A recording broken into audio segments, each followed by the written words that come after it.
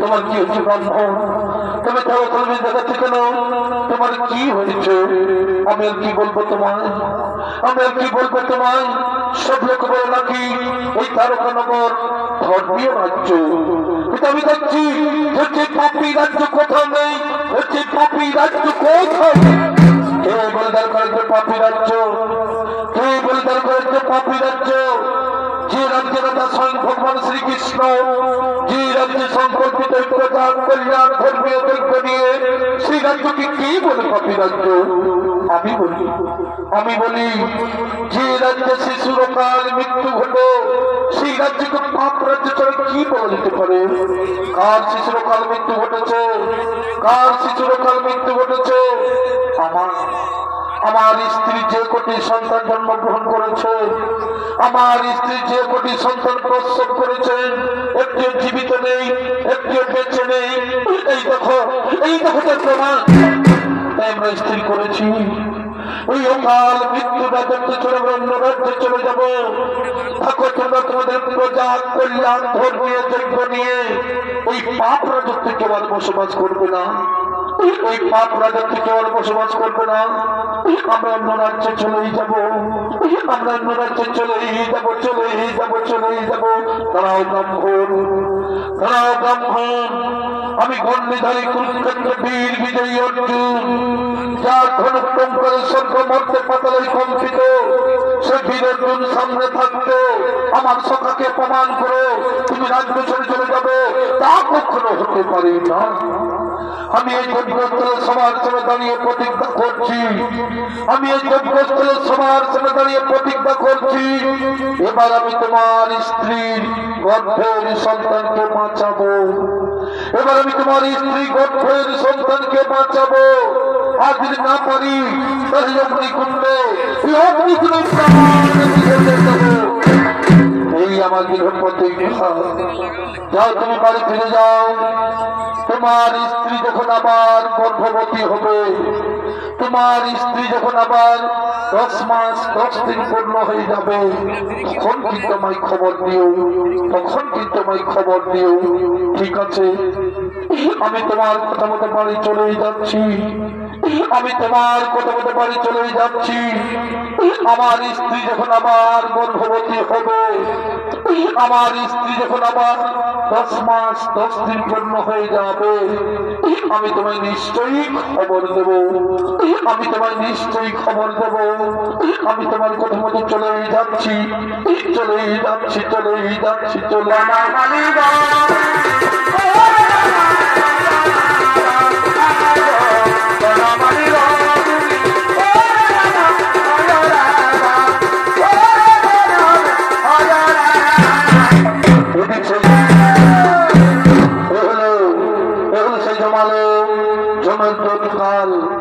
আপনারা সকলে জানেন, যদি কালে কোনো জীবকে নিয়ে যায় কারো সাথে আটকে রাখার, তাই সেই কাজ চলেছে। সেই কারণে করে ব্রাহ্মণী গর্ভের সন্তানকে কেড়ে নেওয়ার জন্য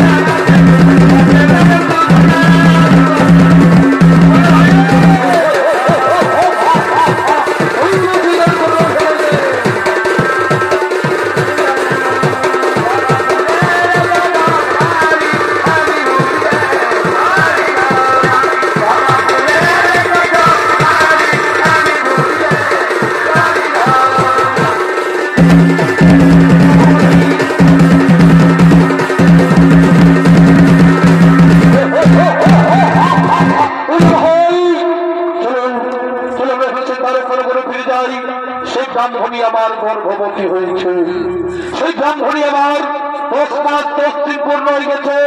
যে ভবতিয়াগের সন্তানগুলিকে মেরেছি, যে ভবতিয়াগের ছাত্রী ছেলেকে মেরেছি, তেমনি ভাবে এবার তার গর্ভের সন্তানকে করে নিয়ে আসবো। আর আমরা বিলম্ব করবো না, চলো সীতার ওখানে গেলে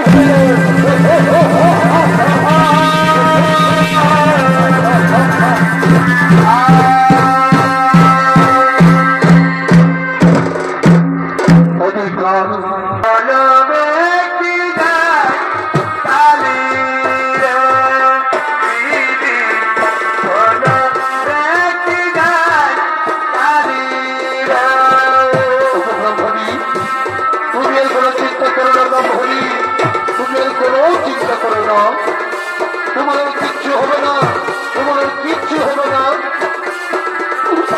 স্বামী দেবতা আমার আজ আমাকে করলো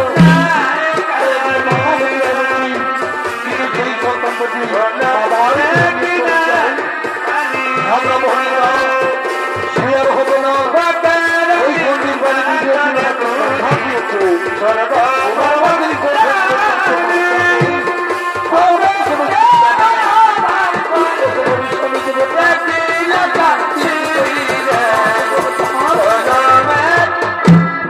ব্রাহ্মণী, তুমি আর কোনো চিন্তা করো না। ব্রাহ্মণী, তুমি আর কোনো চিন্তা করো না, তোমার আর কিচ্ছু হবে না, তোমার আর কিচ্ছু হবে না।